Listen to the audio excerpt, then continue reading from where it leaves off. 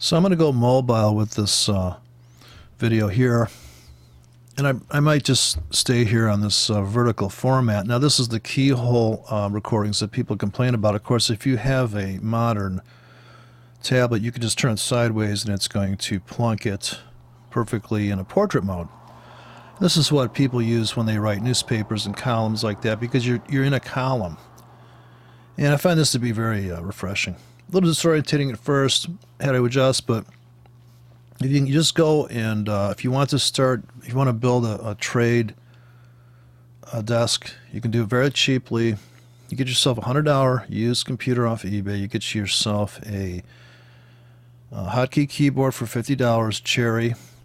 You get yourself one of these monitors for $50. This is Dell Professionals. They're all over this professional monitor. This isn't we're not watching a movie. I'm not. I try to trade widescreen. Even they got 4K shit. It's not trading for me. Trading is like a job. If I want to watch a movie, yeah, I'm watching it in high def 4K and I'm drinking what is that stuff? Absinthe stuff you can channel spirits. So this vertical stuff, first time I saw a vertical monitor, I said, oh my God, that's the way to go. So I had to make the boot up monitor, the vertical monitor is the boot up monitor, just so I can record this thing. But I'm a vertical trader. I'm not in denial. I could look back at all the histories, but it doesn't matter. But I found this fascinating one day. I was digging around the internet, and the decimal points, which you see when you trade Forex, you see the decimal, right? You don't see fractions. So when I was a kid, there was this controversy. Is the United States going to go metric, and is it going to go to... I'm like, God, I hope they do, because I get my brain around that. But I was tortured by fractions my whole life. And if you're fixing your car and you're looking, go get the 11/16. You're like, I'm trying to picture in my head an 11/16 socket. Is that bigger than the 5/8? I'm breaking out a piece of paper, and then I just thought, well, look at them, right? This one looks bigger than that one. I'm like, the 11/16 is like 11/13. So like, holy God, you just take a whole day off to do the math on these. And if they went metric when I was a kid, I think I would have been a better student, because I wouldn't have just been so utterly disturbed. And metric makes sense, right? Just counting up. Get to 10, roll over. No, we get to 12 here, right? 12 feet.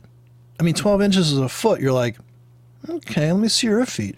Then I'm looking at other people's feet going, I don't know. It doesn't, what is this?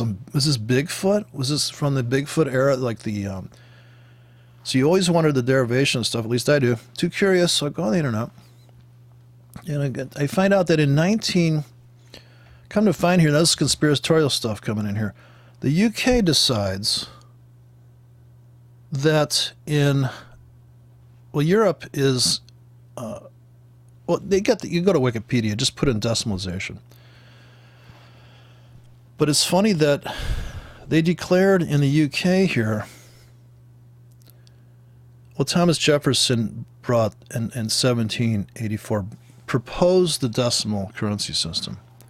Take it from the Spanish dollar. That's why you see that the Spanish dollar just has one slot through the thing, where we have the double slots, the double, vertical lines. But I'm missing the spot here. I think I zoomed in too hard. But it was 1970. The Decimalization Act came in. So I found that to be very... the UK is a huge center of finance and trading. So on Decimal Day is the 15th of February, 1971. It's very early, and right about the time, the Forex came in and all that. And Forex is totally decimal. So if you're trying to write a script for the some future stuff, you may have to end in a quarter. But here's the whole breakdown, the penny to the this to that, and it's incredible how the half crown, the crown, like all these conversions, but we're in decimal world. So let's go to the your trade plan based on decimals. That was just esoteric intro there. What this is about is, imagine there was no spread and there was no commissions. And this is a metric trade plan. Break even. I can't think of a simpler place to start psychologically as far as what you could risk, what you could make. It's also presupposing you're good at trading. Imagine you're 80% winning trader and you were only allowed to trade these three sizes. How difficult would that be to be successful? I mean, you have a fixed 10 pip risk, a fixed 10 pip target, break even. So are you going to break out the 1K ticket at the top here? $1,000 of a standard lot. Wow, right? You're not allowed to trade a 2K, right? You just jump to a 10K. You're better at trading now. Oh, I moved up to the 10K. Then you go to a standard lot. Hey, I'm making the big bucks.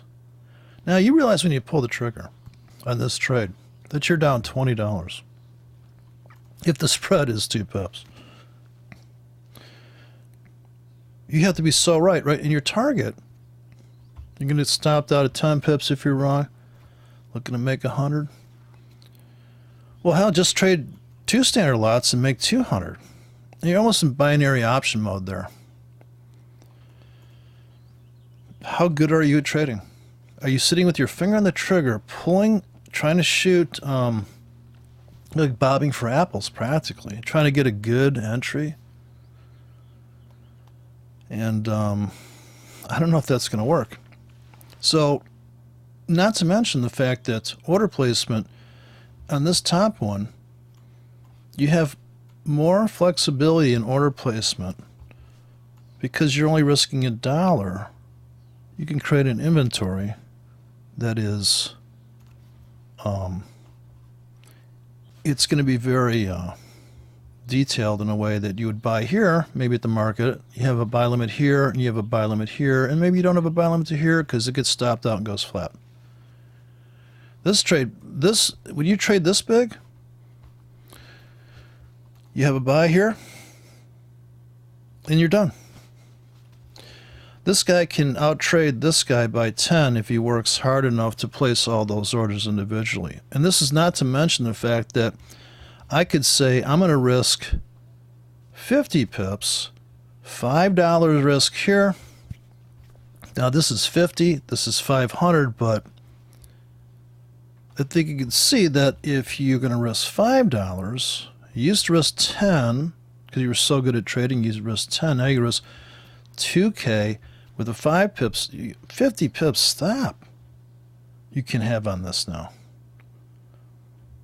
So you can have 50 pip stop here is $5, right? You risk $10 total in 2 tickets, which you were risking here. Now you have more options. You're allowed to do stuff like this. And you get creative in your order placement. You put a buy limit here with a 50 pip stop. You put one here with a 50 pip stop. In essence, you have a hard stop of 25 because if the market comes down in, doesn't stop out that, retraces, break-even orders. Okay? Be a swing trade, retracement trade. It could even be a trend trade. You're expecting a wick. You put 2 tickets in there. It's so powerful. You have individualization. You could put 10 tickets in there and have a virtual soft stop.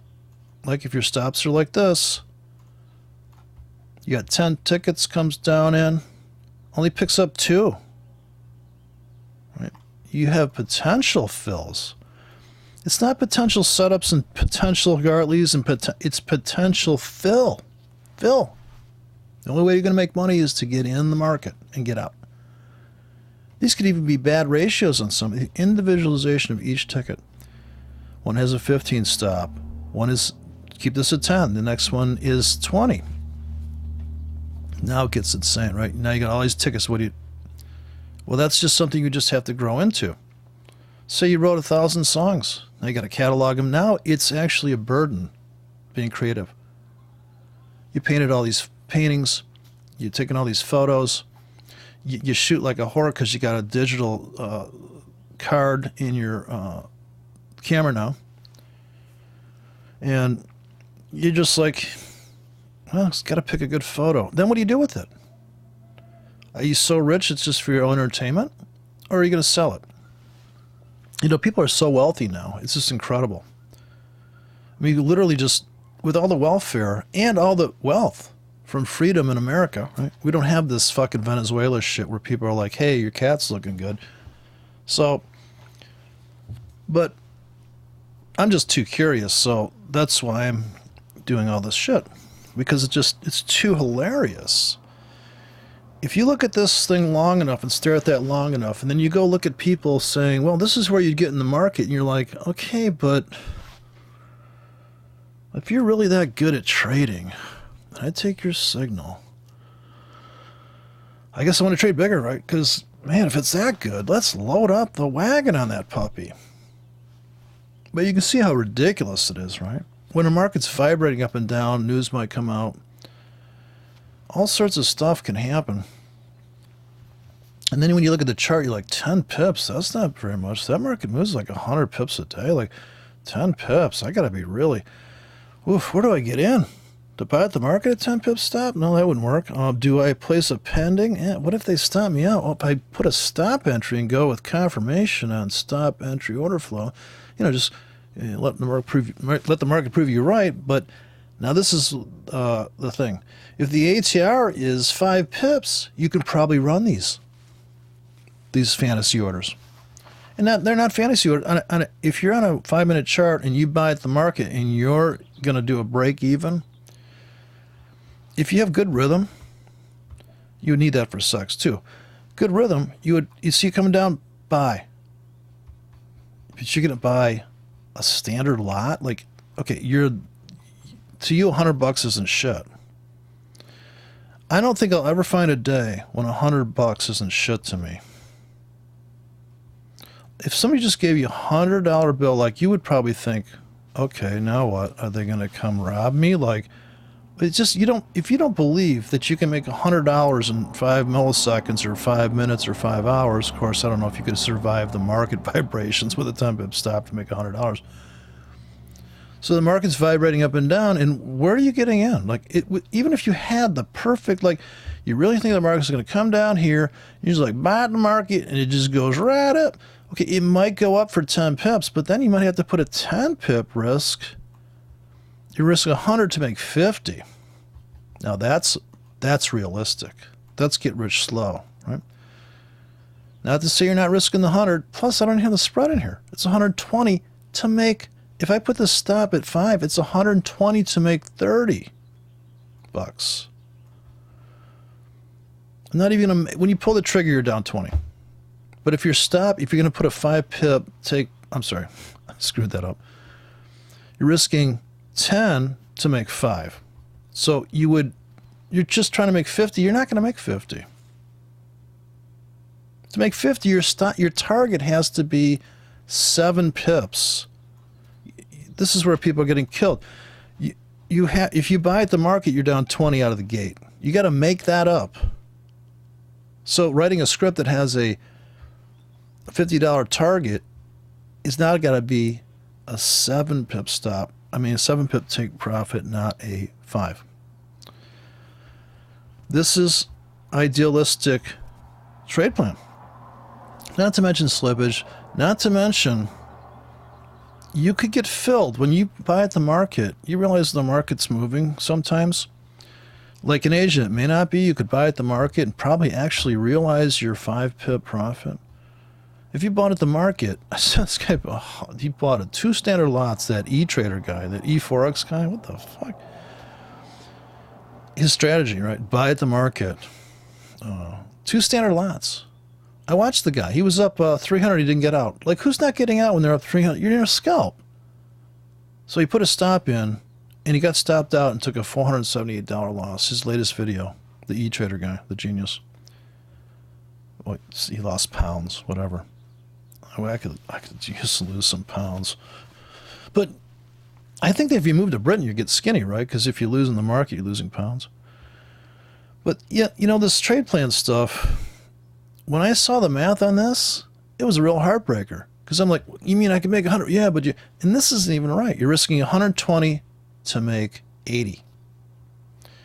If you launch this trade plan, I hope that's obvious. You pull the trigger, you're down 20, and you're going to make 80 because instead of making 100, you have to pay the spread on the way out, the way in. You're down. You're in a drawdown. People say, well, how big a drawdown are you in? I'm like, everybody's in a drawdown. The second you pull the trigger, you're in a drawdown. Even on this fill, if this was a buy limit fill and it went up through it, it's got to keep going up. So the market comes down. You're giving yourself that spread. If this is the spread, here's the ask line. It gets filled. If your stop says 10 pips, well, it's not really. Because if you write the script like that where your stop is 10 pips, it's based on the bid. You know, you're putting your stop, unless you say the ask, but then it's an 8 pip stop.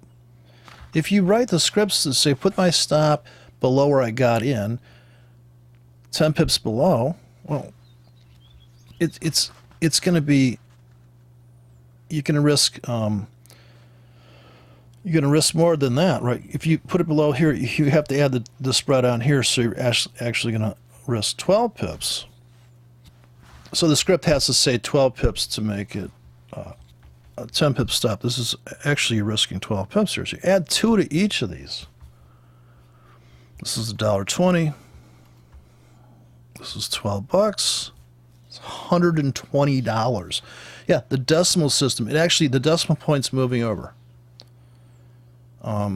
You got to get the people at the bank to move the decimal point just over there. I always tell the teller sometimes. They say, "Is there anything else I can help you with?" I go, "Could you scooch the decimal point over to the right?" And some smile, some laugh, some are ready to call the police now.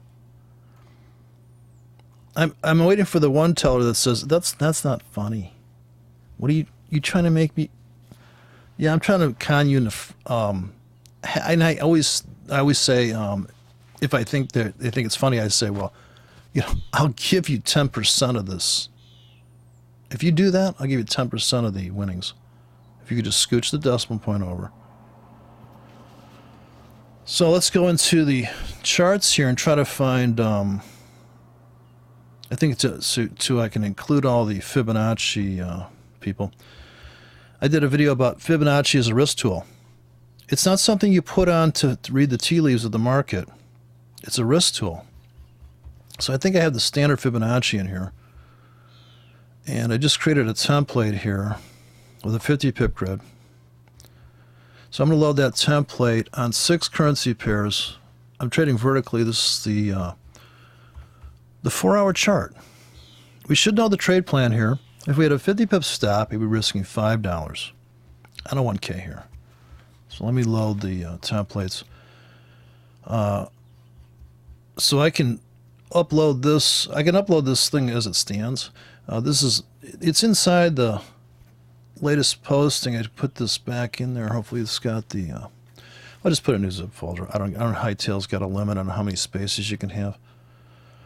But this is what you need to make money trading. Is the trade plan would be where's your stop, where's your take profit. But you're going to come to find that sometimes you've got to risk more for a higher probability of a payout. Because it's just like I said, it's a lost leader. If you own a store, you're going to put something out there that just attracts people. You're losing your ass on it, but they see something else.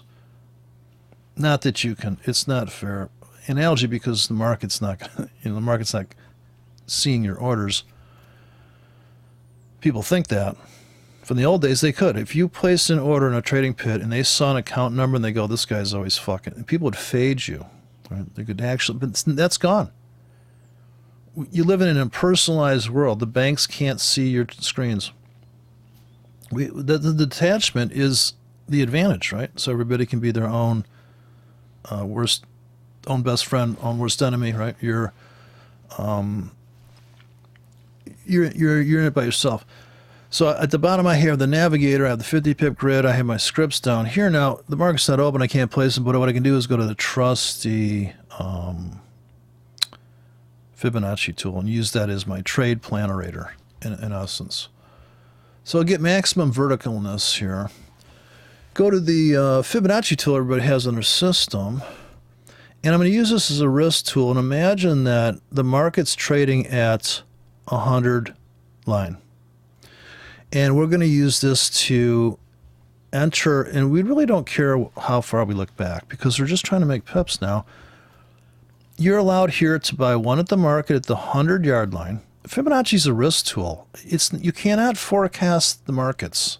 I am so sorry to tell anybody this that thinks they can predict the direction of the market. They just got there. I mean, I can predict it, but the idea that I'm going to be right every time, I think in an unbiased world, but why would you want to get yourself involved in something that doesn't include a trade plan right up front? So you have to, like, this is why restaurants have prices on the menus.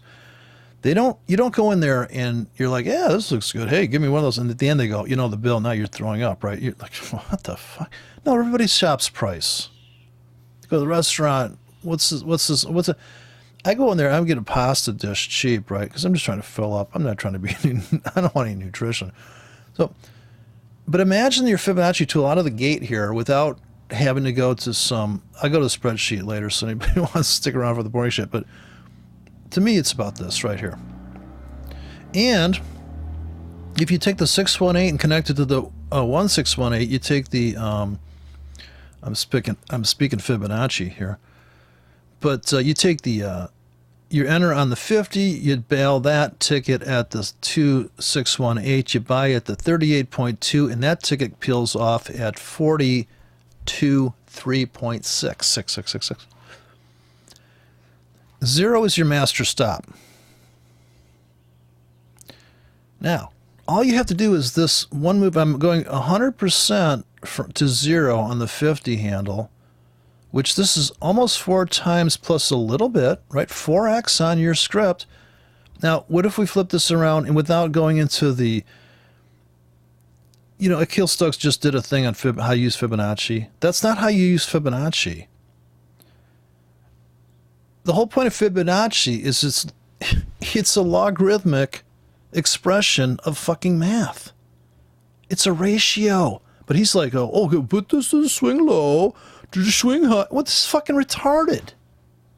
Well, we're going to sell here at the... No, you're not. It's stupid. That's not how you use Fibonacci. That's not how I use it. When I saw it, I go, oh, wait a minute. I like this. This looks pretty. I love this Nautilus shell effect. Now imagine you got in really hairy and you're going to get out and make 4 times your fucking money, right? That's what it's for, okay? It's a ratio. It's not a predictive tool. I use Fibonacci and I bought a 50% pullback. Wow. I bought the 38, the 50. I mean, I bought like a whole zone of shit because MT4 is here. And when I see people with the Apple computers, I'm like, dude, everybody knows Apple's for music and movies. That's where it started. Hollywood is built, whole productions are done on Macintoshes. It was the ultimate. You could run multiple monitors. Windows is for hardworking redneck traders. I'm telling you, Windows, it completely wipes out any, forget it. So, this is how you trade. Your trading price and take it over here. Now you're not going to, it's going to be difficult to pull yourself away from the Fibonacci as a predictive tool. So when I say Fibonacci sucks, I mean it in the sense of you can't use a string to tow a car. Or that's not even accurate. You can't use something that was invented like in other words, you can't take camera apertures. You see the way camera apertures unfold? You have a 32 stop, a 16, an 8, a 4. You keep slicing that down. I mean, does that help? Like, are you going to say, well, I'm going to trade Fibonacci. I put my aperture at 8 and go out shooting? You know, it's arbitrary to the situation. If you imagine you're buying the 100-yard line at current Fib, like if I bought at the market right here, these could be all the stops connected to this one hard order. These could be scaled stops. But notice if I take this down and I say, well, I'm just going to get in like a scalper's targets look like this. You see what I'm saying? Like, if you're going to buy a breakout and all your buy stops are stacked up here, you're trading that burst to here, right? So the script that you press the button on that you wrote is going to exit like this. You got another button that exits like this, like this. You see what I'm saying? And you've even got buy limit banks down here. You're going to start buying at the 100 on a limit all the way to 0. There's a guy in France. I did a video about Fibonacci is a risk tool, and the guy said, yeah, put your orders there, right? Because you're going to buy at the 100. You got limits. Here's your hard stop. You got stopped out. You fucked up. You didn't write wide enough. But you ordered this bank. You're only buying, these are single Ks. If you hold down the control key while you're holding on to Fibonacci, there's your other buy bank. There's your other buy bank. There's your other buy bank. Right? There's 2 buy banks here. Here's another buy bank. I got the same trade plan running. This one's got a whole different target. Logarithmic entry. Buy, buy, buy. Never get stopped out. The stop started 100 on Fibonacci. Right? The limits, I'm sorry, the limit entries started 100 on Fibonacci, or the market order, right? So you buy one at the market at 100% Fibonacci. The market's here. You're going to buy in limits. You buy 1, 2, 3, 4 more tickets. You're in a 5K. You've got a master stop here.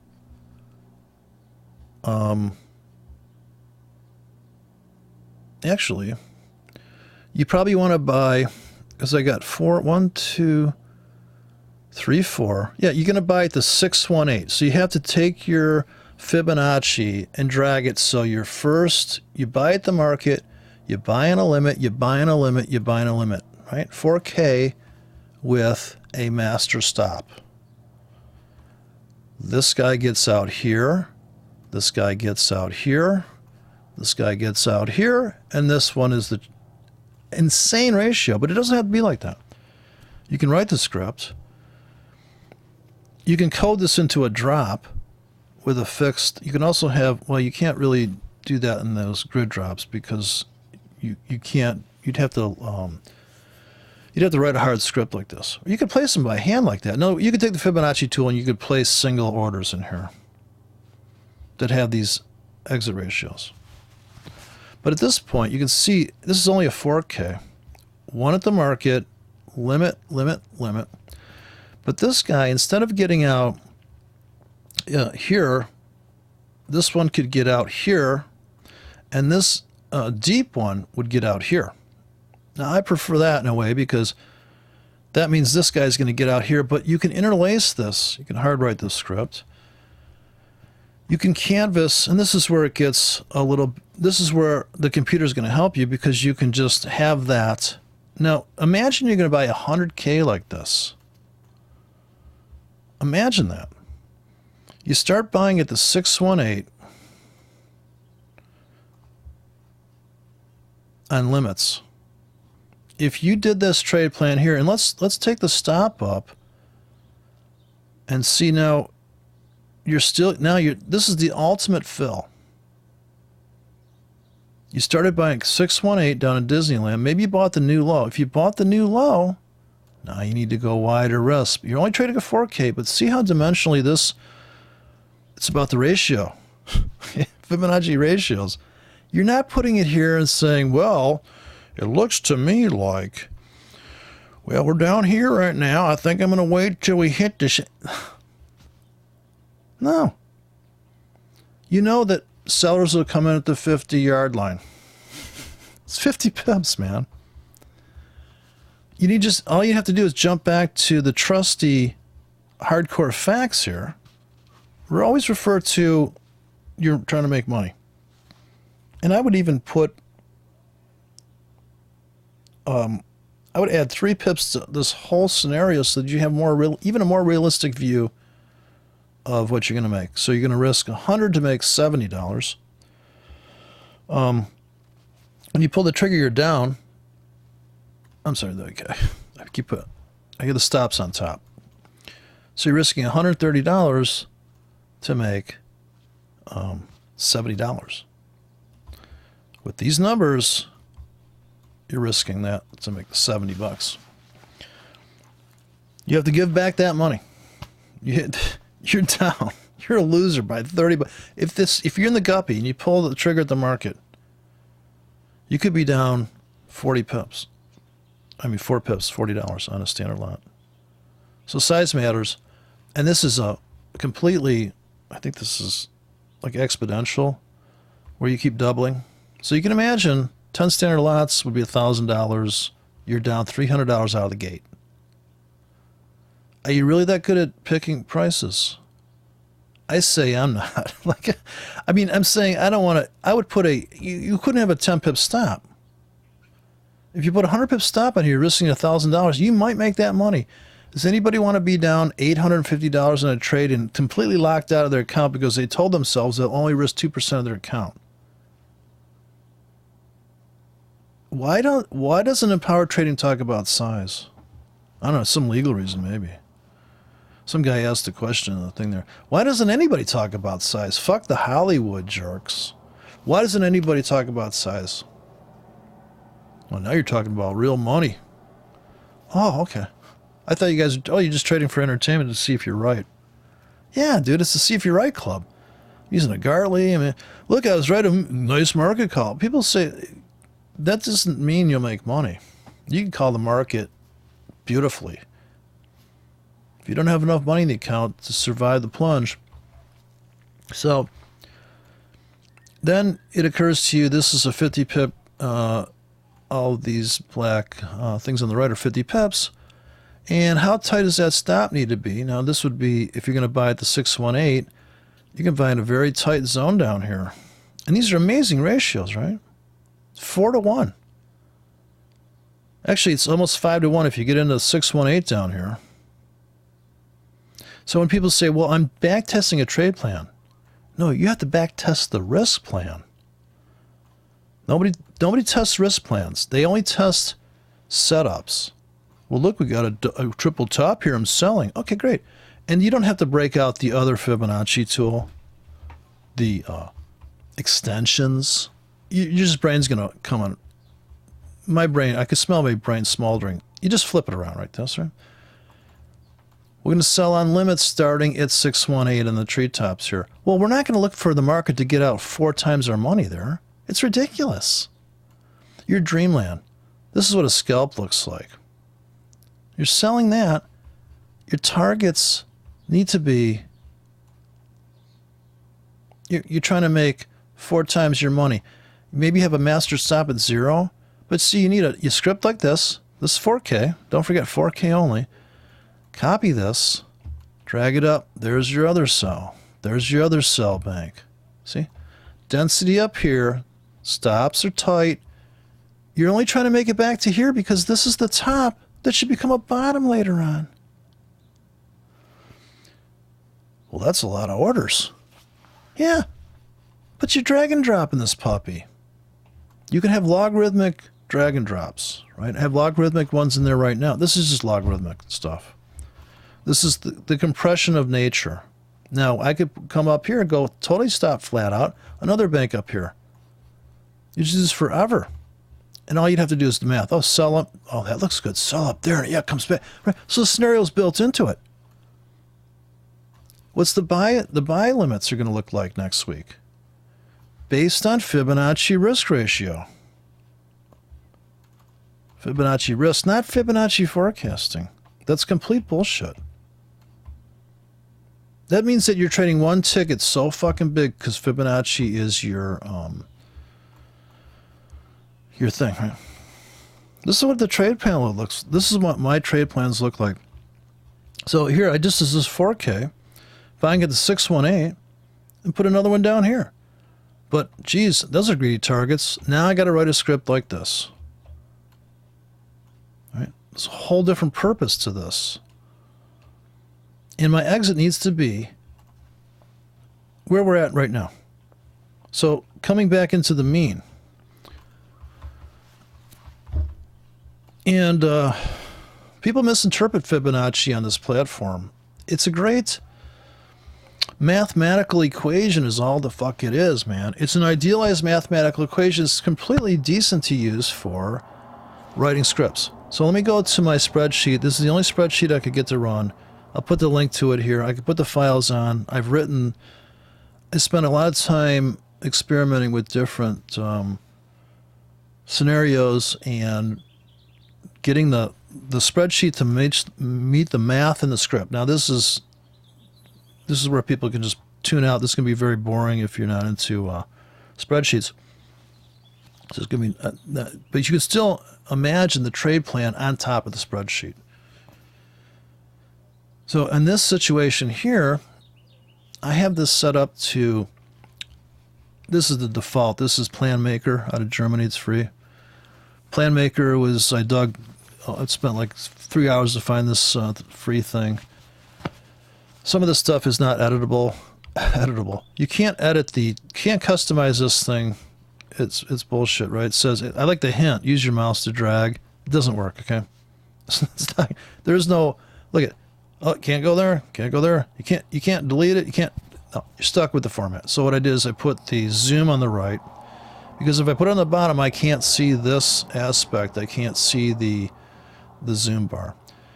So I've picked every box here. Let's imagine that the bid is at the top of this box. This is the bid when you're trading. This is a tenth of a pip below. Now this could be 1 pip below, or it could be a tenth pip below. But here's where the decimalization is an issue, because you could write a script to take advantage. Say you're going to buy 80K on one button press. You have 80 tickets come in, and they're literally coming in based on Fibonacci-esque or logarithmic or French curve-esque increments here. So you're going to buy, this is 1 pip deep, mind you. Now this is if you have super tight spreads, right? And this is where it becomes apparent that, holy God, that's a ridiculous trade plan. It dawned on you as you play it out in your mind. In your mind's eye, you have to imagine what it would be like to place this order. Just because I'm saying like 3 tickets maybe here. So what have you bought here? Nice thing here is I think you can hit F2. Let's remember how this works. F2 on the keyboard and bring up your, actually luckily I have my program. It's Alt 2. Alt 2 lets you shade this square, and it's just quick and dirty in here. It's very nice, intuitive. So say this is your, apparently I didn't apply that. Oh, this is the font. Okay, the shading. Oh, yeah, I'm in the wrong thing. So Alt 1. Alt 1 is shading. So you can just throw in without having to break out a big palette. It's just very quick and dirty.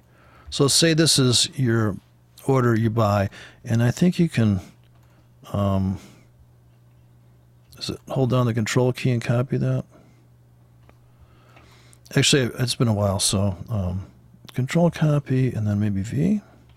Okay, so this is my second order, and if I put another order in here, now this is 7/10 of a pip deep, and I'm going to put one here. So these are my buy limits. Now, this would be like ECN, super tight trading. Now I'm 2 pips deep in the market. I'm going to put a stop down here at 2 pips, and I'll just make it red. Let's go for, and it's just nice to give you some quick and dirty colors here. I forgot how to get to the colors. Okay, red stop. You have dark red, so I'll put a dark red stop down here. So this could be a stop, and this could be a stop, and this could be a stop. So you could have stops in a 2/10 of a pip cluster down here. Now, if you're going to treat this spreadsheet as this is 1 pip below, then you're 4 pips, 7, 10, with a master stop that comes in 1 pip apart down here. Now, the grid drops don't allow you to, you'd have to have this hard-coded double-click or drag and, you could also drag and drop, because this would be hard-coded in. If this lasts 15 minutes, and then you could write one that lasts 30 minutes, already you've started off on a thread that could get really out of hand, right? Because you could go 15 minutes, 30 minutes, 1 hour, 2 hour, 3 hour, 4 hour, 6 hour, 8 hour, 12-hour day. Who's going to put an order line like this all day long? You probably want to trade wider if you're going to get 10 pips deep fill. And this, not to mention when you write that, this also doesn't take into account the fact that this may be connected to this ticket, or it could be connected to this ticket. And I haven't even got the profits in here yet. And this is just a 3K one button press. But this could be anywhere. Right? This could be, you could have some insane stop. Now, when you start to look at the total depth here of the market, this is 50 pips deep down here. Have you ever seen the market move 50 pips? Now, you could take this and say, well, okay, I get stopped out of that. Now I'm getting into this bank. And you can create scenarios and visualize. Maybe you do want to go flat here, but maybe you don't. Maybe you're greedy and you're like, well, I'm going to buy like another overlapping thing here, but then you don't want to duplicate the entries. And this could be this whole thing here could be one script. And that's another thing to consider, that could be one script, and you can just border that. And I go for a fat line here. And this could just be one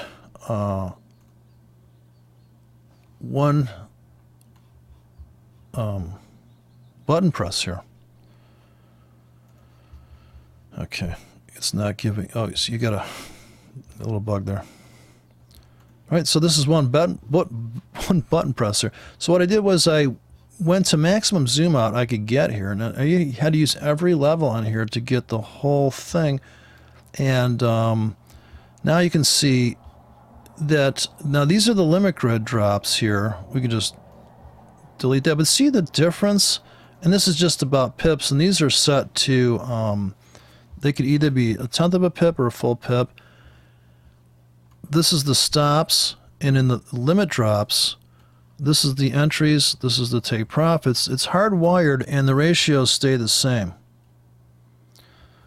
These are examples of limit drop, writing a limit drop to take advantage of a market's plunging. In this, the scenario is something like this.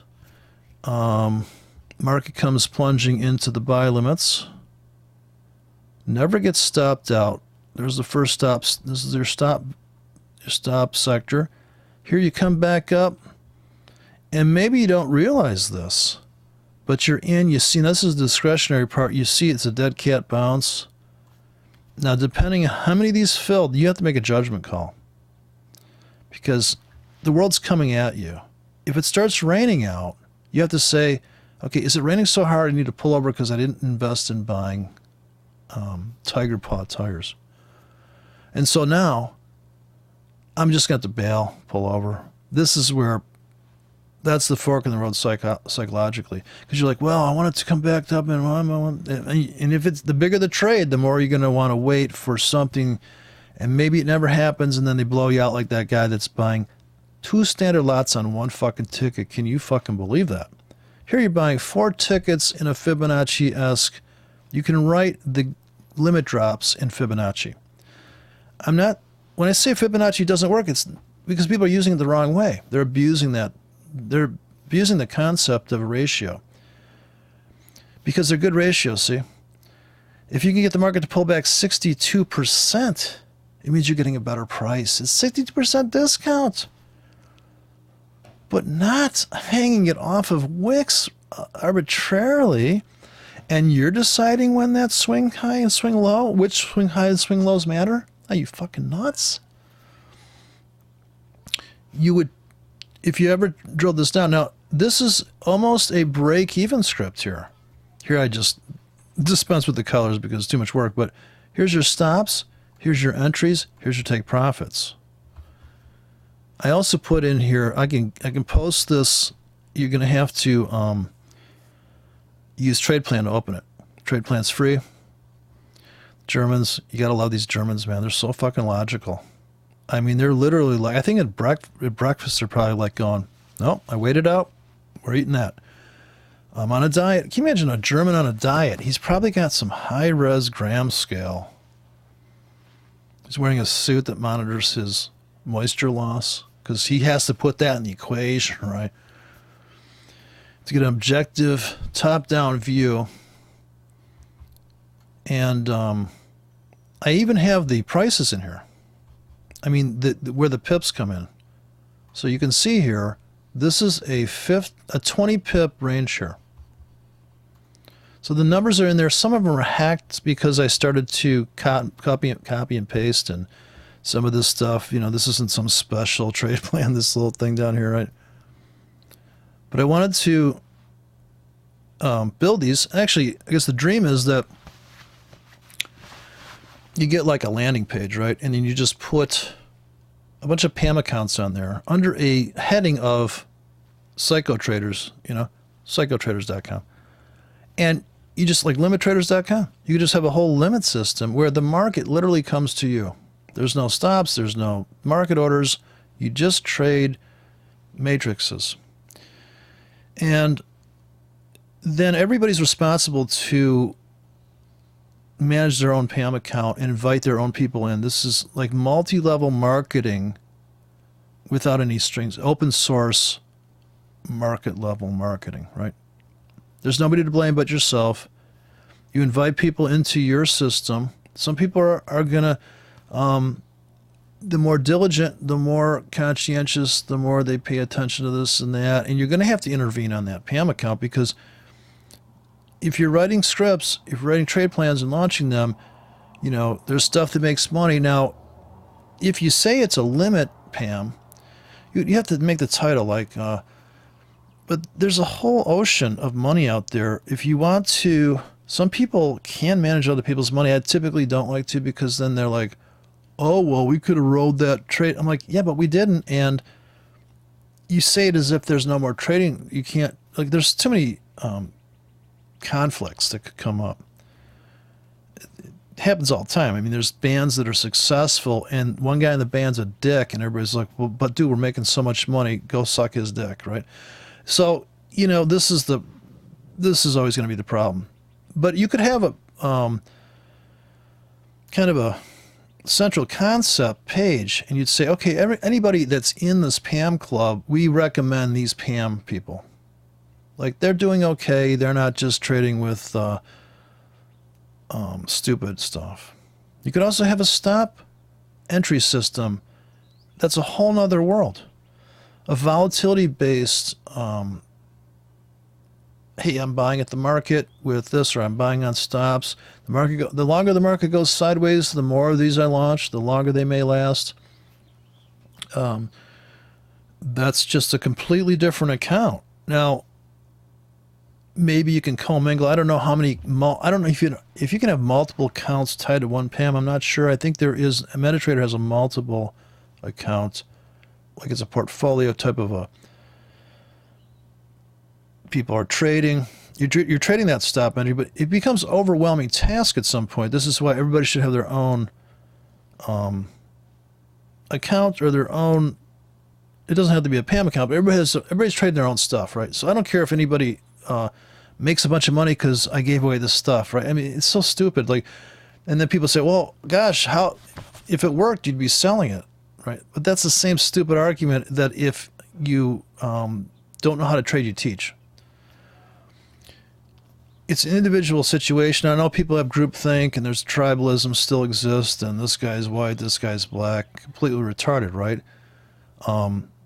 Like it's team-based. So tribalism is certainly the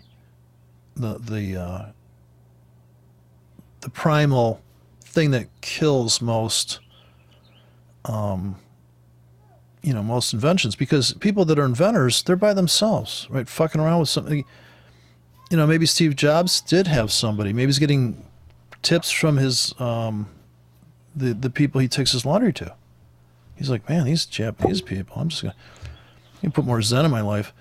But now I could drill down all the way into total zoomage here, and you're like, wow, this is just like when you zoom in on the market, you're like, God, where the fuck am I? So I have also on this one, it's called the G86,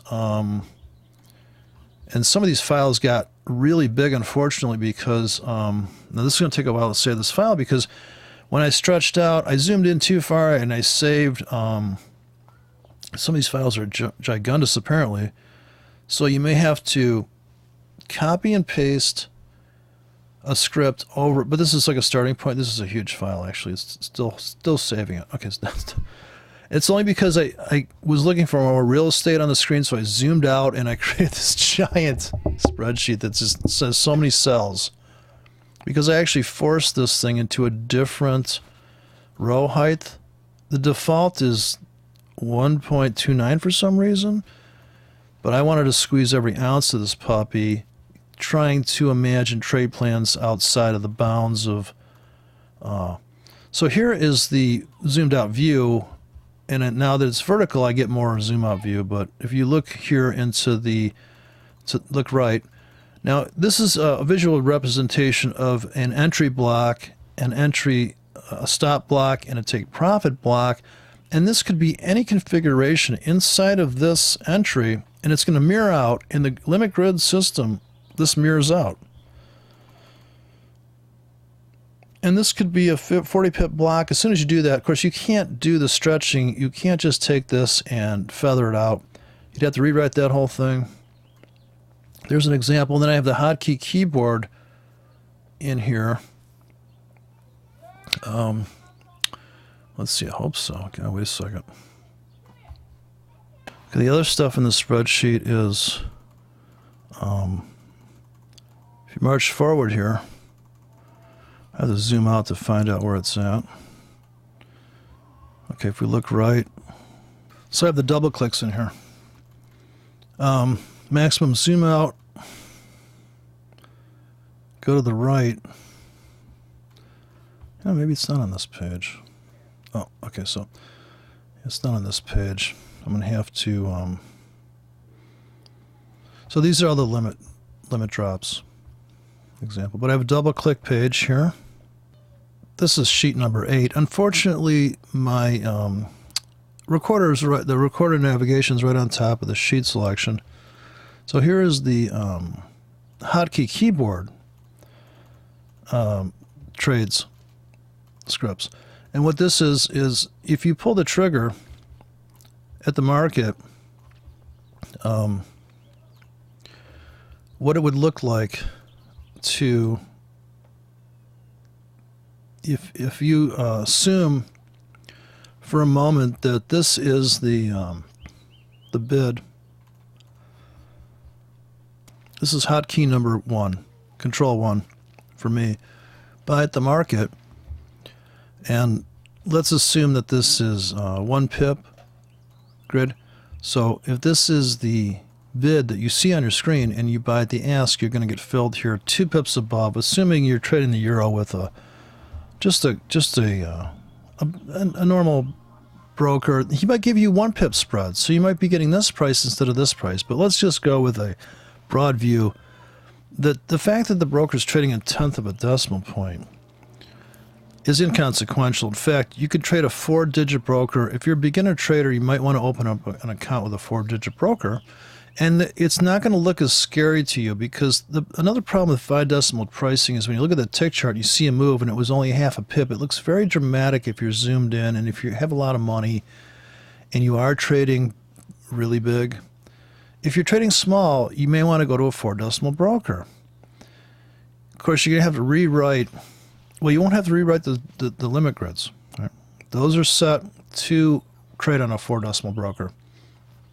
And the 5 decimal brokers, you're going to have to rewrite all the double click scripts to fit into a 4 decimal broker. So it might force you to rewrite. Like, how many rewrites do you think there were to some of these amazing books? And people self-edit too, right? So they know what sucks and they take that out of the... So let's say we bought the market here. We're going to put in a 1, 2, 3, 4, 5 pip stop. We're looking to make 1, 2, 3, 4, 5, 6, 7 pips. We're underwater by 2 pips. When we buy we're buying this price, even at the market we paid up. We bought here, and we have to overcome that price. So by here we're at break even, and then it's 1, 2, 3, 4, 5 pip winner. This looks like a bigger winner than it is, and the stop is going to have to be based on the ask. And if it's based on the bid, right, you're going to 1, 2, 3, 4, 5 pip stop. So this is 5. It looks better than break even because you think you're buying the bid on the screen. There was a guy who started trading. The guy I talked to about 2 years ago on Skype out of some country, and he kept telling me that, you make more money when you sell. You make more money when you sell because you get a better price. And I'm like, what? And he thought that when he sold at the market, because he saw I don't think he turned on the ask button on his screen, so he's like, man, I'm getting a great price. Look at that. I nailed that. And he's literally a guy that was cracking us up. He had Fibonacci drawn all the way to the tippy top, and he goes, look at how it filled up there. I'm like, dude, you're hindsighting it, number one. Then I asked him, did you take that trade? You would have had to take it at the market or place a penny precisely at that one price. It's inconceivable that anybody could think that's possible, right? But this is why people get married to the wrong person, because they read it in a fairy tale or they watched a movie. Isn't that cute? Like, You Got Mail. I'm like, oh my God, that was my last wife. I met her on You Got Mail.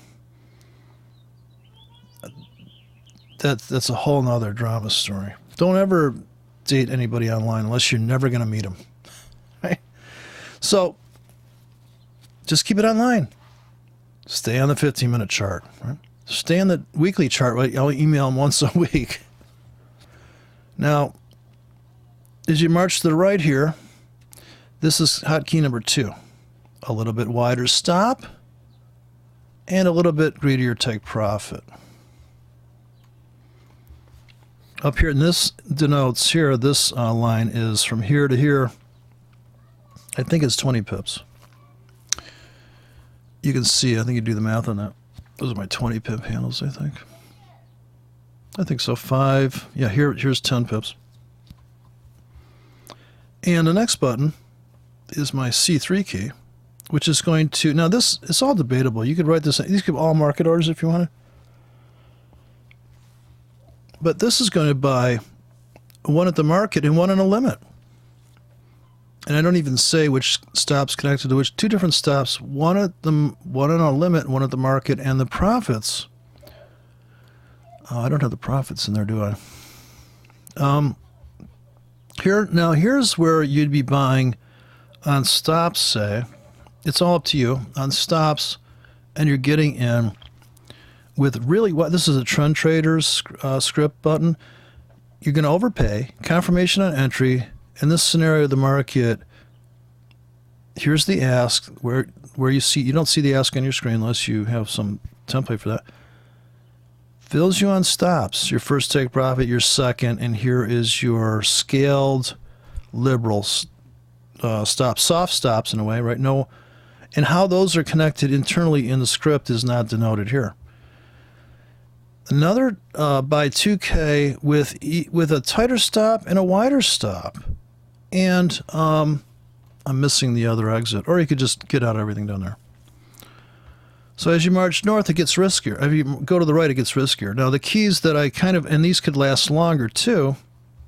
Another thing to consider, how long do they last? So we start with the market order here. And we're able to use the same template of scripts on this keyboard. And here you have an expanding take profit mode here. You kind of can't get the whole thing here unless you... Less is more. Seriously. We don't want to have any look right. We don't look too far right and left. I'm easily overwhelmed. So I'm missing the take profit. Maybe this take profit's here. And also another thing is that I want to print out some master ones of this and then just take a pencil and shade them in. As soon as you connect your hand to real world stuff, This is 20 pips. This is 40 pips here. You're pulling the trigger here. Now, the market's shifting constantly, but if the market was to stand still for some reason, forever, and then break out, these are your breakout. As I go to the right on the keyboard, it gets riskier and riskier. Wider stops, wider take profits. You can have another cherry keyboard. That the computer, you could have more than, you could have a buy keyboard and a sell keyboard. It's a bottomless pit, right? No fucking EAs. Trade plans, one key execution. As you go to the right, damn it. I forget, I gotta get out of draw mode here. As you go to the right, so here's market order, key 1, key 2, key 3, 4, 5. These are all stop entries. More and more risk, more and more reward. Now you're the news. This is a news script. Say this is. It doesn't have to be like this. There's a million versions of this. Buy stop entry, even a worse stop entry. But we're really looking for follow through here, and we're running wider stops. Maybe this is you reach over and you hit this button on the guppy. Here's your exit. And this is only 2 tickets. This is only a 2K on this button. If you hit all the buttons on this board, maybe you're in a 20K, potential 20K. Buy stops are coming in here. You got buy limits pending. And maybe the whole thing, and this is something to consider, what if this button lasts for the H4 time period, and this one is H6? Now, this is all going to play out in your mind's eye. Or are you going to run it in real world on demos? The guy's asking why you run demos. Because I'm running all this shit. And I'm experimenting all the time. So as I go to the right, now the last key on the keyboard, and here's the index of prices here. So I've just created a easy visual representation. This is the bid. This is 10 pips. This is 20 pips. Right? Whatever you want to fill that in, here's the actual prices. Some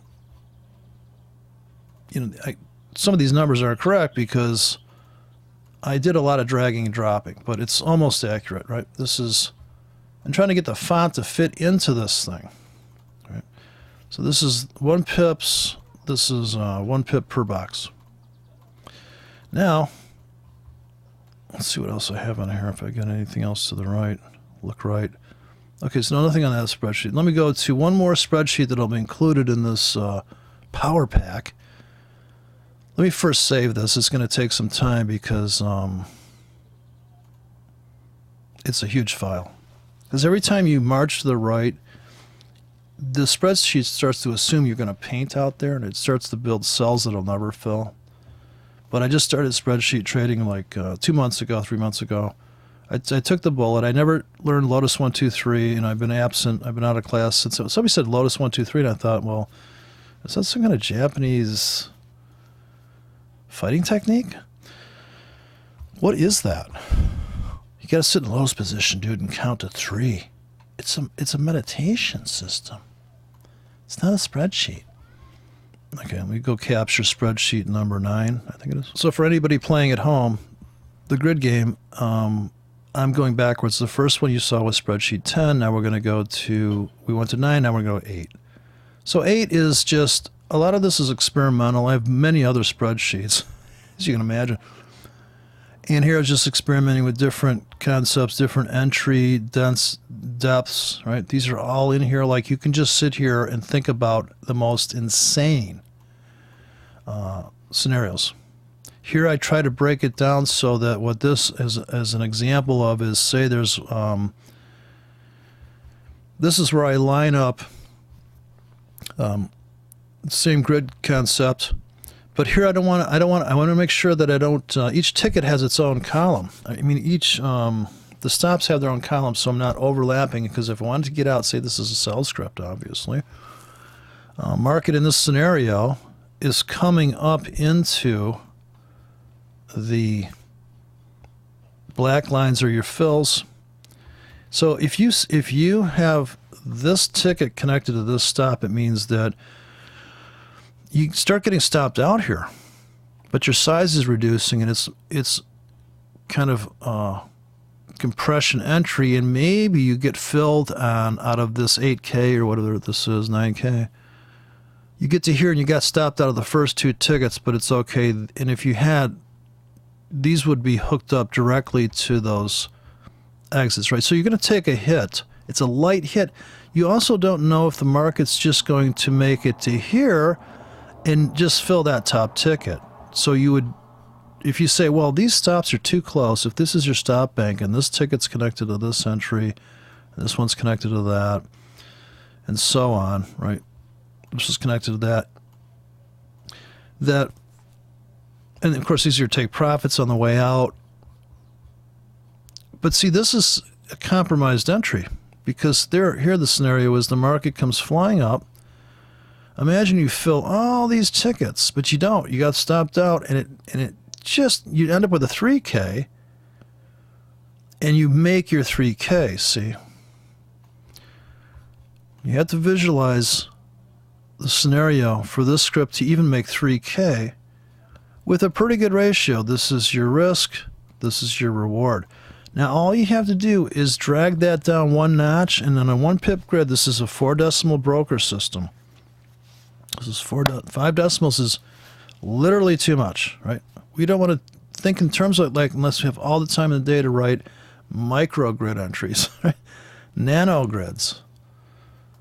You're talking about market depth that's just, it's staggering. Now you could set this to be a 2 pip grid, and I've done that, but then it's, you know, it's tough. You got to remember, am I looking at a 2 pip grid? So instead of this being a range of, say, 20 pips, now it's 40 pips. You've just doubled your range. It's just like doubling your size, but you're spreading the how you spread this risk. So the next thing I have in here, and this is stuff I just hacked out. I've got a bunch of other stuff, but this is just one file I can post, and if you go to PlanMaker, you can get this to run. So I'll put the link to the software, and then in the Hightail I'll put the link to the software and the spreadsheets I wrote. So if you go to the right, this is a whole different trade plan here. Isn't it? No, it might be the same. Here's a whole different trade plan with a different cell. Now here it's staggered where there's a little bit of a where you have that last order here, but if this was a total blowout, right, you know it, you know what's going to happen. But what if we only come to here and it falls back? You're getting in spaced, and this is kind of a, not Fibonacci, but it's like a staggered entry. You've stopped out of 2 tickets, but you're still in these last 2, and you probably don't want to duplicate the stop with the entry, because then you're destroying the concept of diffusion. And this is the way to visually represent it so that you don't make that mistake of why you trading. If you're going to trade 1K, take advantage of the resolution. Why stack and have standing waves, or you don't want to have a wallpapered script, because then you might as well just put a 2K in, right? The idea here is that you don't know where the market's going to finally die out, and maybe it only clips these first 2 or first 3. In other words, you've built a money management is already built into this. So it comes up to here, and it never gets stopped. You still have a 2K coming back, and the ratios might even be better. So it's so complicated. People say, well, what ratio are you running? It's not one ratio. You couldn't. Not to survive the real world and the dynamics of the market. It's inconceivable that you would show up at a gig and your guitar amp, it starts at 50 dBs and you can only go to 52 dBs, and all of a sudden the drummer's playing louder. How can you play in that band? You can't. You have no dynamic range available. It's called headroom in the audio world. So you can show up with a 100-watt Marshall. You're not going to turn it up to 11. You know, you just, but you have the headroom. You want cleanliness? It's a clean song. Wide dynamic range. You want to trade compression? You put a power soak on your Marshall. You truncate the outputs. You treat the main amp stage and get the saturation that you would normally go deaf on. So you get the Marshall power soak, or you get the thing where you variovac and you drop the amount of juice going into your Marshall and create a brownout situation where it clips softer. My favorite amplifier is the VT60 by Ampeg. Hands down the best fucking amp ever made. You can go from pento mode to triode mode. Now you dropped your watts from 60 to 20. You have a dampening button. You've had a voicing button. You've got a schizoid knob that they have on the Bogner, but now I'm going down to the gear highway. I'm losing people. But so the look right for the next ridiculous concept. So here's all the stuff I just hack out, and here's even a wider one. You could have it linear, right? If you're a linear person, here's other situations. Now here is no stop out. This is literally, you're going to take the more punishment on this. I'm not going to be able to get that to zoom in very well. Okay, so I got to go all the way.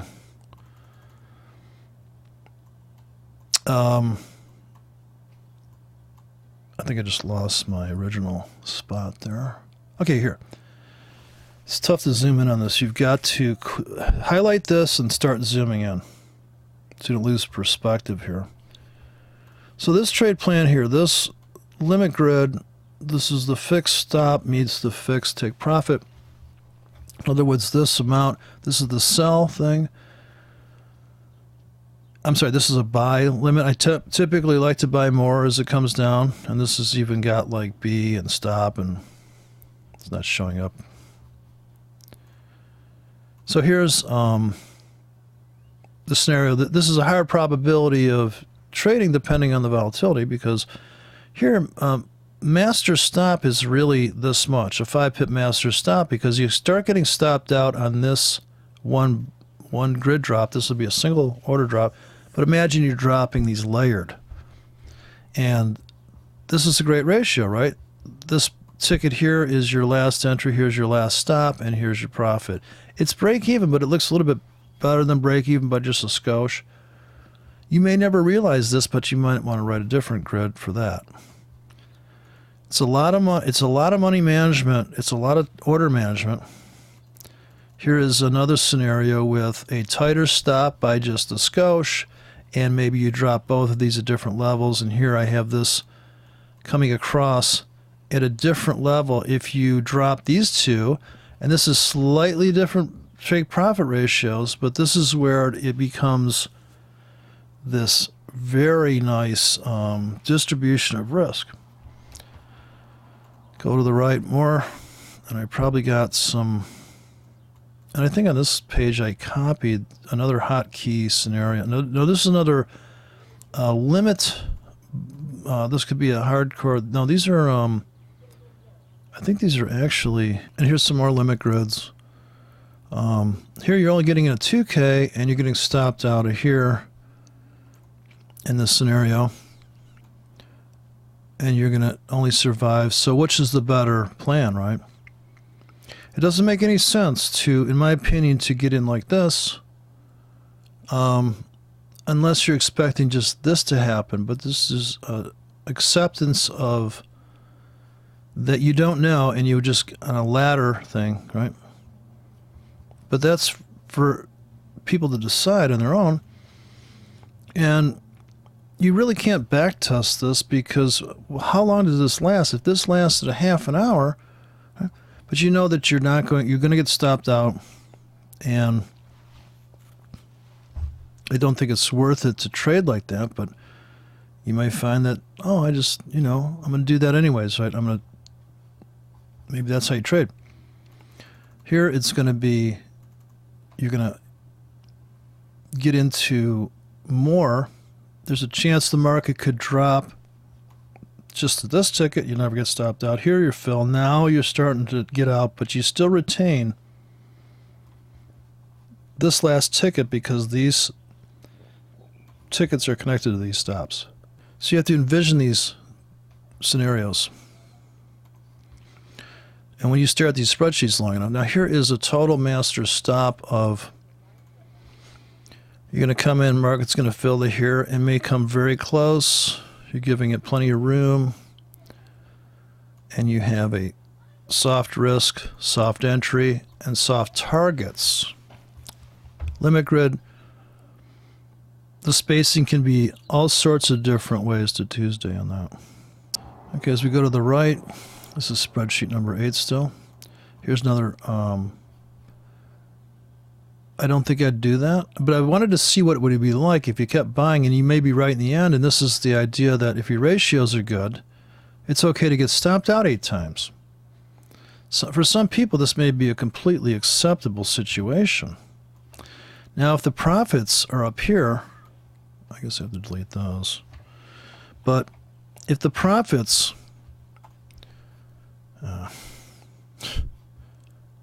if the profits are up here now, then the one that does make it, right, the one that survives,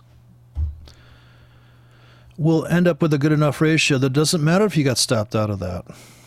Right? The same thing could be said for if I move my take profits to here, then I can say, well, look at, I might have got stopped out of all those tickets, but one of them survived and the profit is here.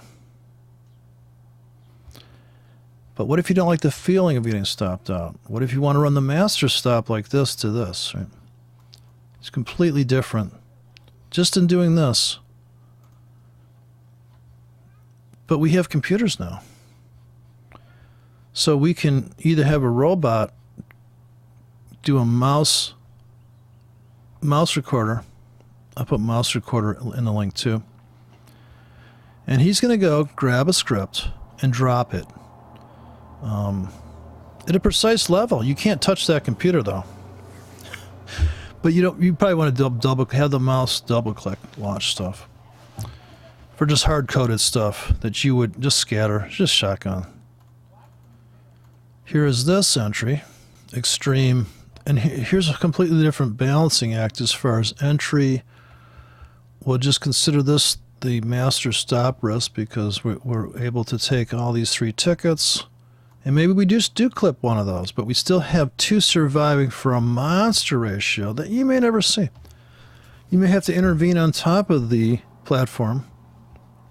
This all has to do with how big you're on. Here is another giant, great ratios, and these may never fill.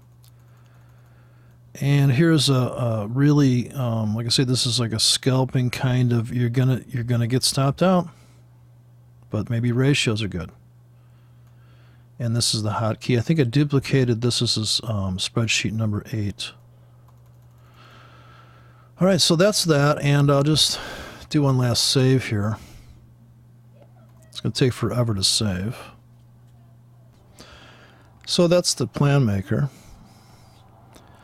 And now as far as the trading goes, that was all limit stuff there. There were some stops there on the hotkeys. Another thing is if you turn on the Navigator down at the bottom here, I've got the Navigator here actually.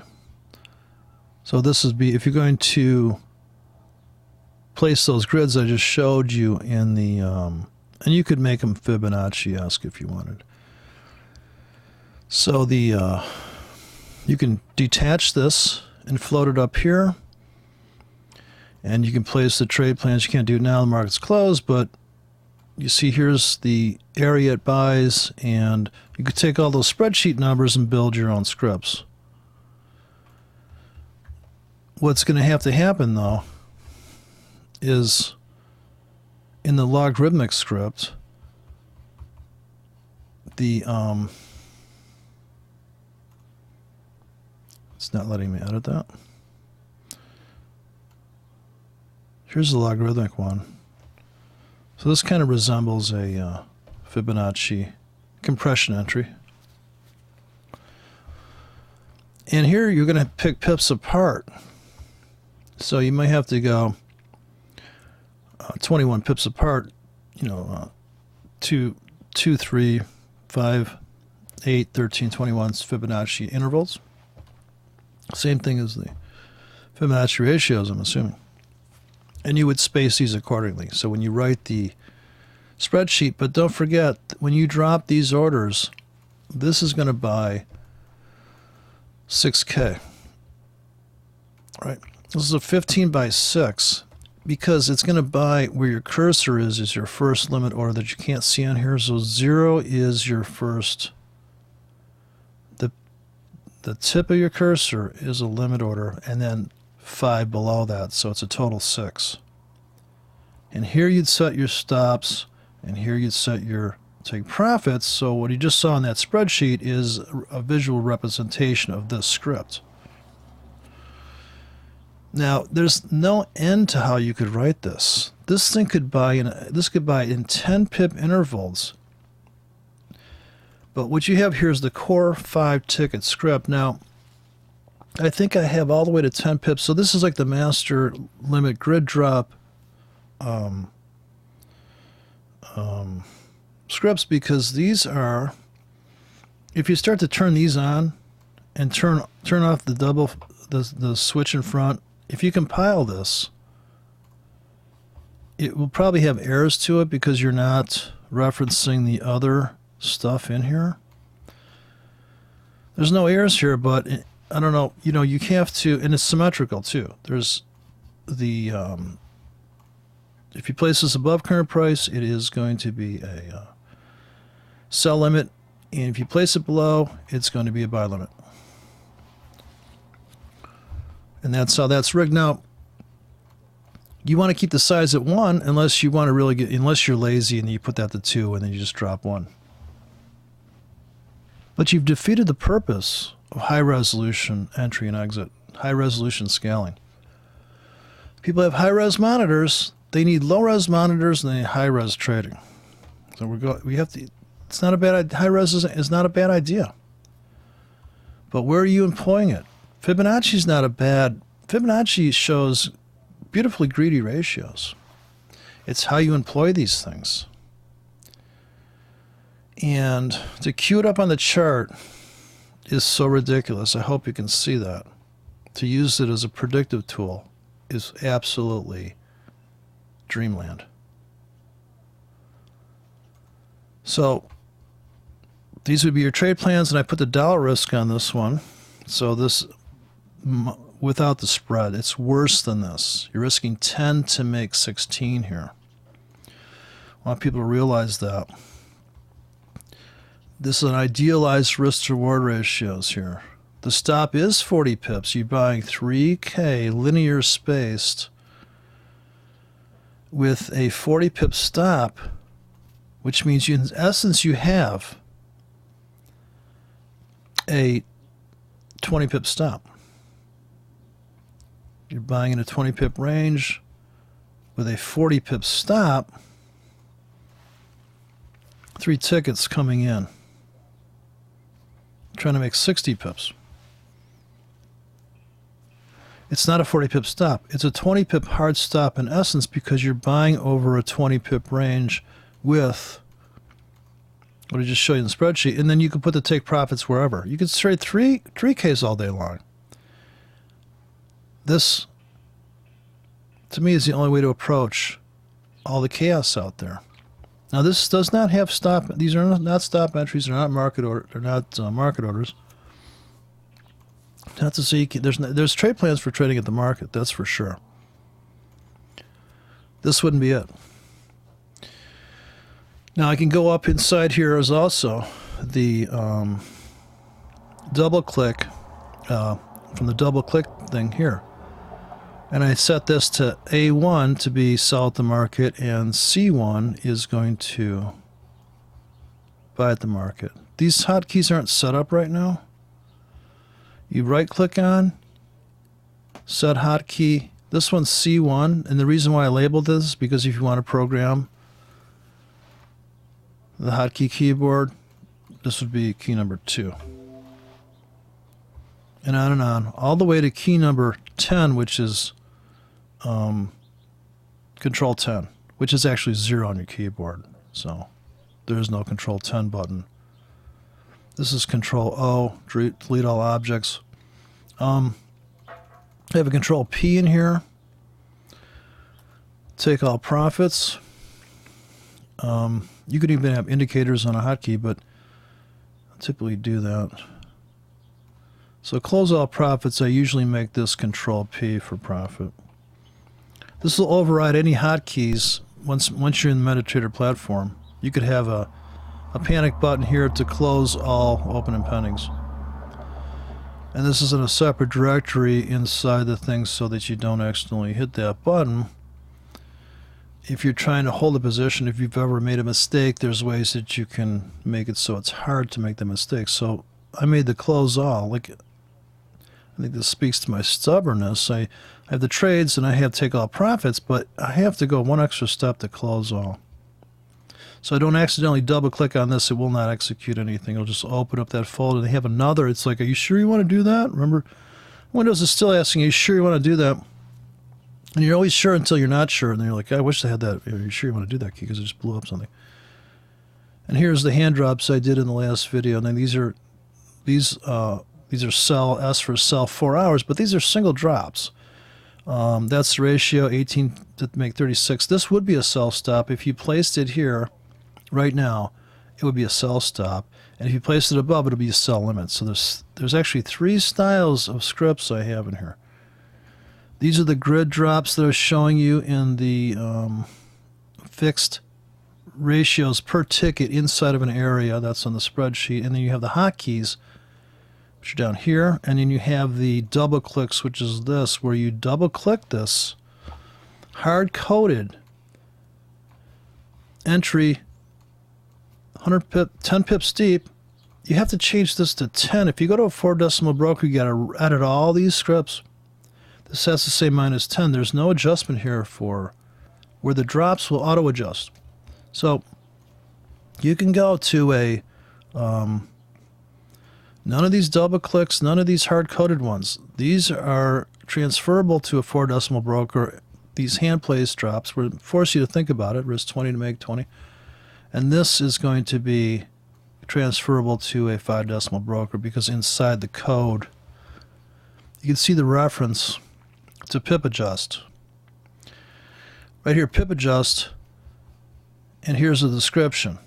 Digits of 5, digits of 4. 8 hours. Everything in here is set to 8 hours. Another huge consideration, how long do you want this trade plan to exist? 36 pips. This is not 3.6 pips. This is 36 pips away from your cursor tip. You're going to buy one at your cursor tip, 1 4 pips deep, 8, 12, all the way down, linear, 10K spread over 36 pips. Now, you could just live off of this script, 50 pips stop, which in essence is 36 minus 50 is the hard stop. I mean, 50 minus 36 would be the hard stop, so run 18 pip hard stop. If there was no spread, if there was no slippage, if there was no commissions. Take your idealized numbers, put shipping and handling on it, be realistic, trade like that. So I'm going to try to put this, I'm going to have the hightail link to all these scripts. I can put the whole fucking platform in there.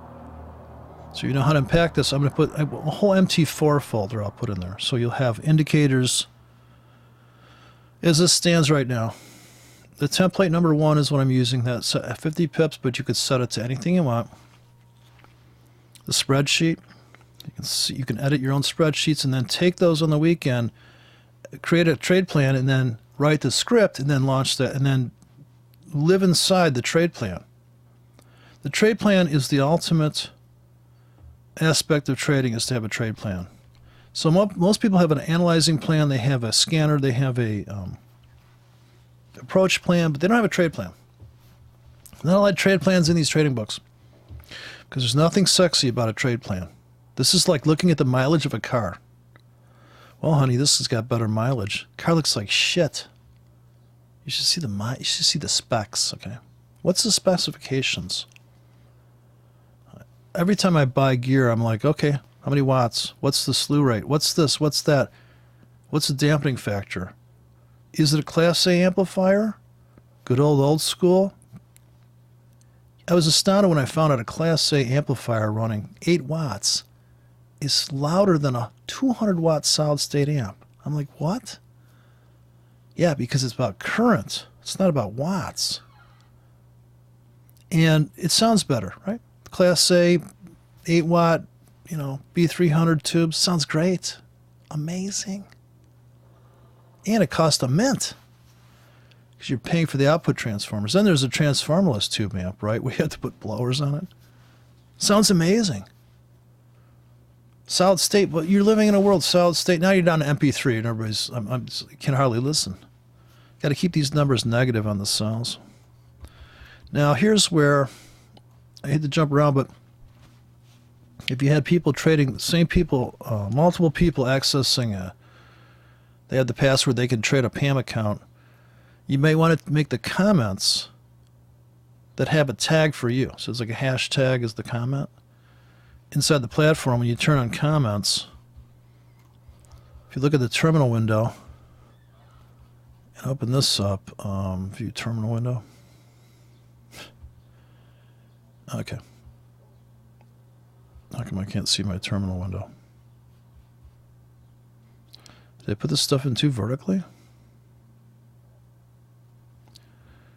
That's funny. I don't see the terminal window or trading terminal. Oh, I guess I got rid of it. All right. I guess I was viewing it. It's off. It's off the screen here. I have to arrange everything. Please hold. If you turn on the comments, it's not the default, but you can turn them on. You turn off the commissions if they're 0 because it's taking up too much space in here. And you could initialize your trade, so we can see who did those trades. And you could even have a demo.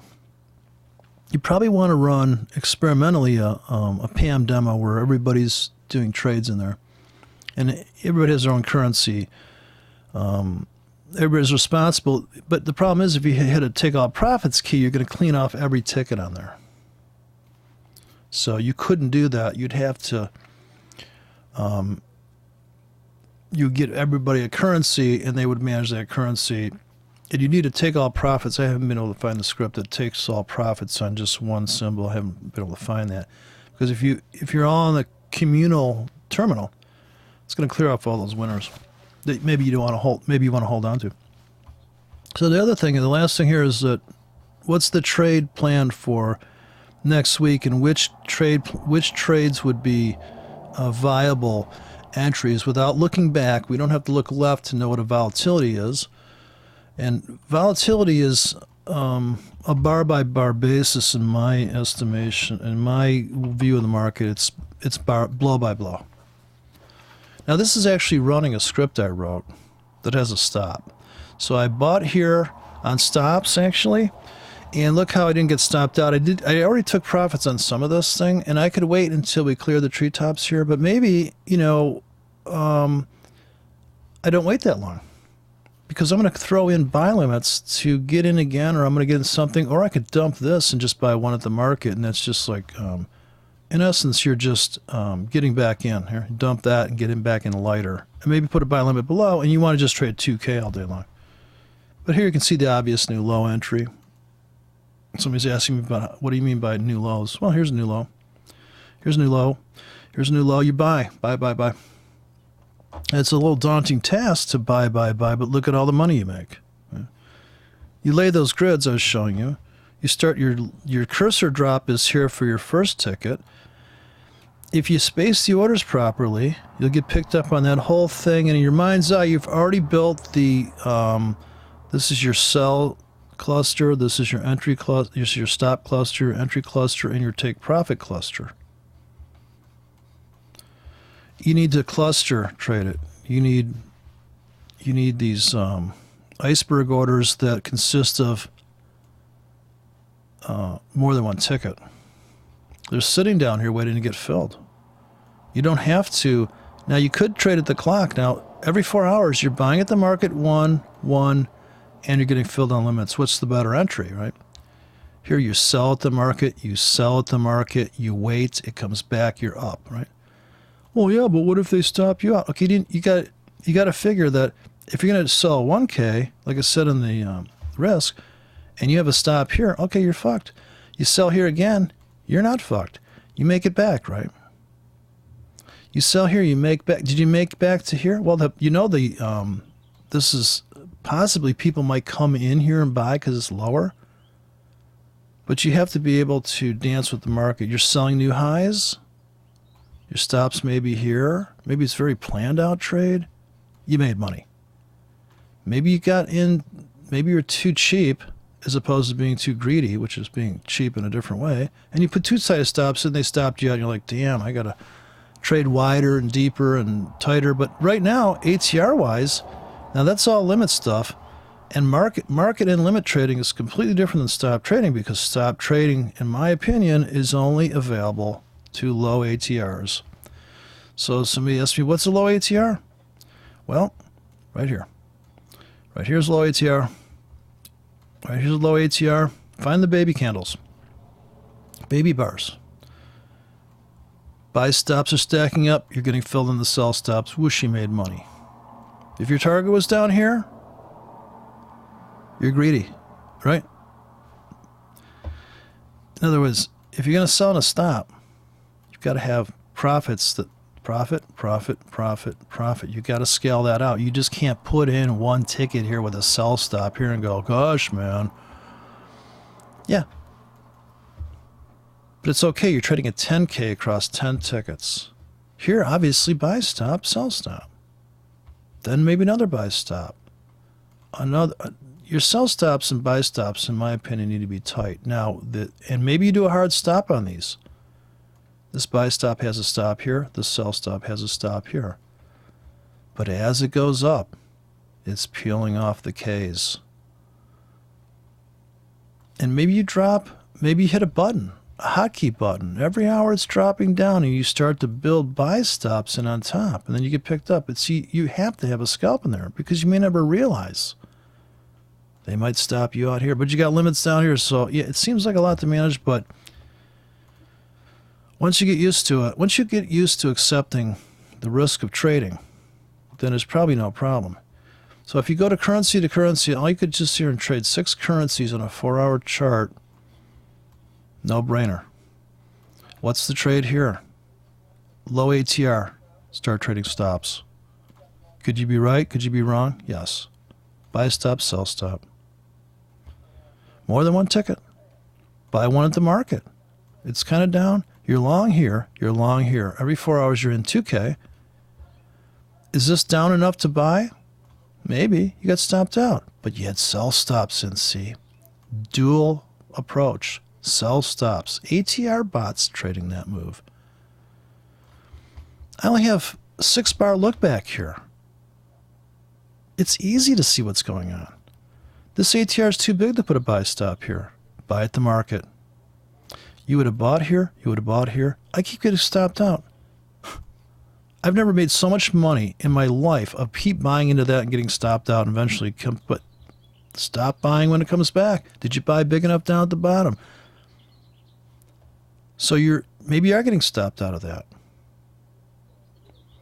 Maybe you want to wait till the ATRs. Now, this is all 4-hour trading, but maybe you're getting filled on limits. Don't forget, this is a 50 pip grid here.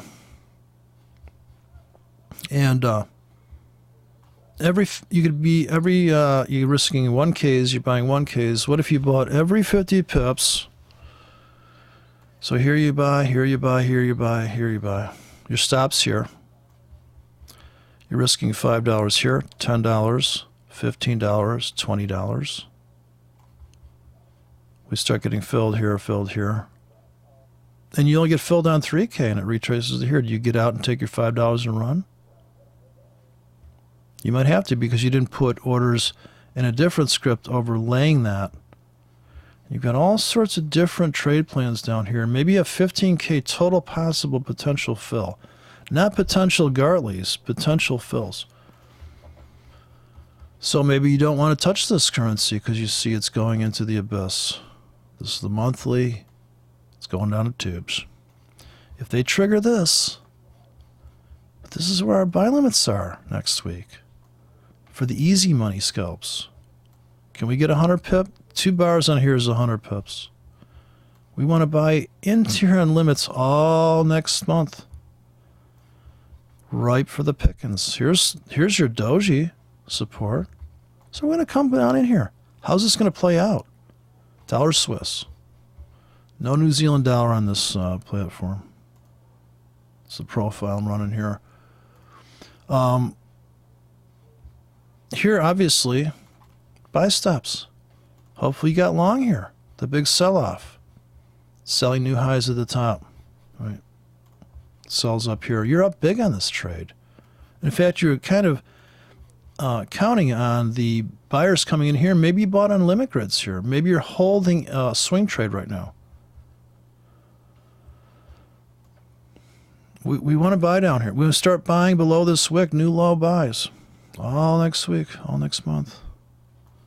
Who cares if this currency ever goes anywhere? We're not trend traders.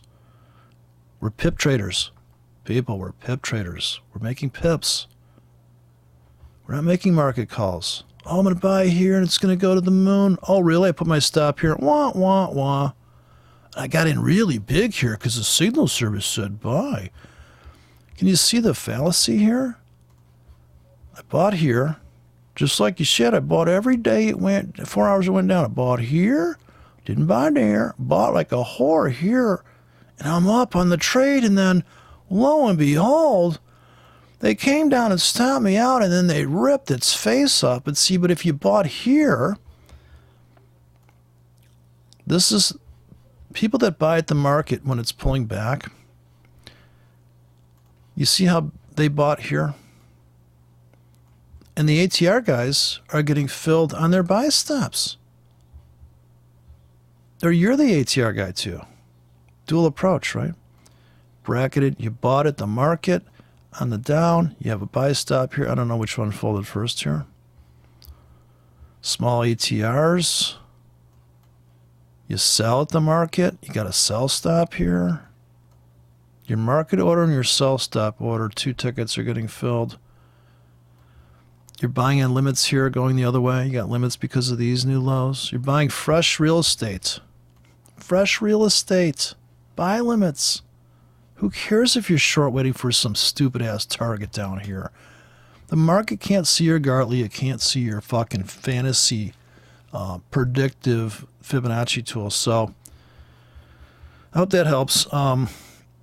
I'll put all that stuff in the link, and so anybody that wants to attempt to create a hedge fund, a virtual hedge fund out of PAM accounts, open source, multi-level marketing. It's not like that wouldn't take time to construct, and you'd need a person. My dad had 3 partners. He had himself and 3 partners. He had an attorney. He hired an accountant. He hired a dreamer, and he hired a guy that had a fucking huge bunch of money. So they go out and eat. The 4 of them go out to lunch, and, you know, we have to have the bean counter. We have to have the guy that can set up the financial proposal. We have to have the dreamer that sees all these fantasy trades or all these scenarios. And we got to have the guy that's money. But we don't have to do that in this scenario. We don't have to have that kind of fragile. Like, what if those guys died? One of those guys died, and so this orchestration, right? Because I'm sure the Stapleton. I don't know if Stapleton's doing his own edits. Maybe they got really hot interns that are doing some type of editing in the background. But we can't live like that. I don't want to be beholden to some guy's thing. So, and if you know, this is a way that you can go to, like, you can have these PAM accounts where it's only $100 deposit per, there's a minimum, some are even lower than that. But at least this way, you can have the guy that's got the money. In other words, you can still have the investor, the guy that has money, he doesn't know how to trade. You got the guy that knows how to trade it. You got a guy that knows how to come up with the total risk of ruin for every order that's been dropped. And then you have the guy that's saying, well, let's try to run a motif that is a certain style, and maybe we have stylized account, we have a limit account, we have a stop entry, we have the 15-minute crack trader account, and then you can have, like, if you're getting good performance on those, then it's just gonna like any good drug house, you don't have to advertise. People will just be like, oh, I'm making money, and word of mouth, right? That's how restaurants survive. You can advertise all day long. If somebody gets a bad meal, they're going to tell all their friends, I just got food poisoning. There goes your restaurant. Especially if you don't have hot waitresses, right? Like you can't have people that don't have good grooming that are going to serve you food, maybe. Or maybe, you know, you got guys with accents. You know, go to these Italian restaurants. I like the Greek restaurants where they come out with that shit that singe your hair.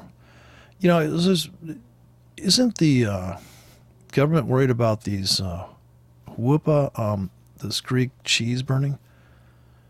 Think of the carbon footprint that leaving. Not to mention, you know, you're like, I just got like a sunburn from, and this is the appetizer? What's next?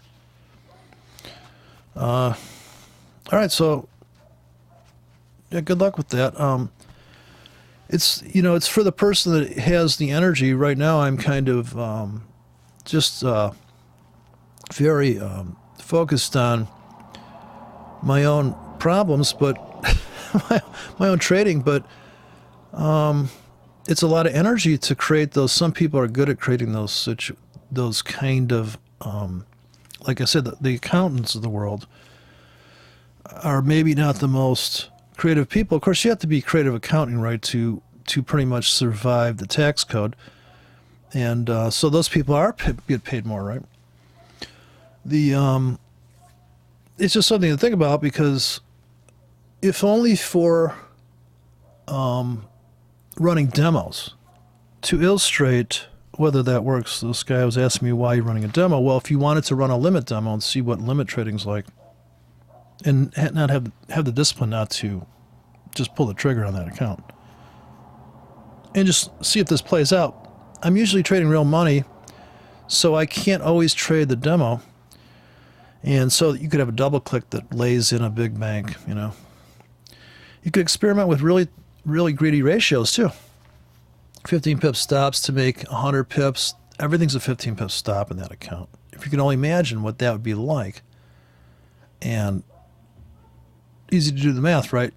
But you're always going to make a 15 pip stop is an 18 pip stop in the real world. So all these stops people talk about and all that. So you could, I think, maybe see why trading one ticket is a ridiculous concept.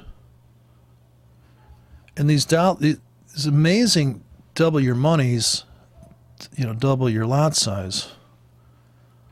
Imagine that you just trade 1Ks, and now you just play around with these ratios and order placement. No duplication.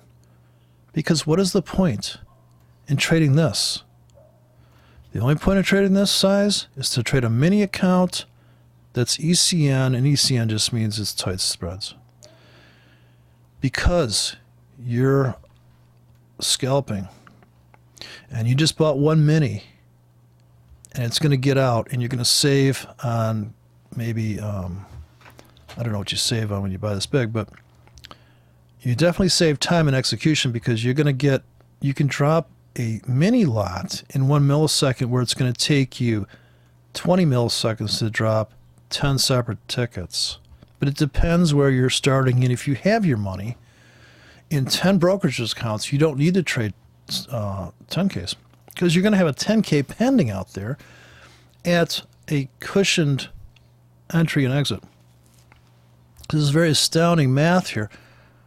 This is a very impressive number. Realize what the cost is to load up on one ticket like that. So if you're trading minis, you're doing it for the tighter spread, because you're in a bigger account. You're in a better. The only benefit here is you're getting a better account, and you're getting instant exit and entry. So boom, boom, boom. Whereas this, trust me, on some brokers, to unload 200K in single lots is going to take maybe 3 minutes. If you're scalping, that means the difference between $100 and $50. You're going to lose $50 trying to get out, trying to unload, exit, if you have a slow server connection to the main server. That's the only other thing that's affecting this. So it depends how big you're trading. Certainly, this is going to execute 10 times faster than this, and so on. That depends how much you're trading. But a scalper would trade like this, Or like this maybe, because he needs that speed. He needs to get the hell out right at, he can see it on the tick chart, boom, and if you're really good at reading price action, and I mean literally blow by as it's coming at you millisecond by millisecond, you're like, damn, I just banked that. Now it's way better than trading these option shit, right? These things don't have a time decay. You know, I'm getting these things, binary options. I'm like, you know what, man, that's just like slot machine shit. But if you're good at that, even. So here we go. I'm going to post this stuff, and you know, click at your own risk is all I have to say.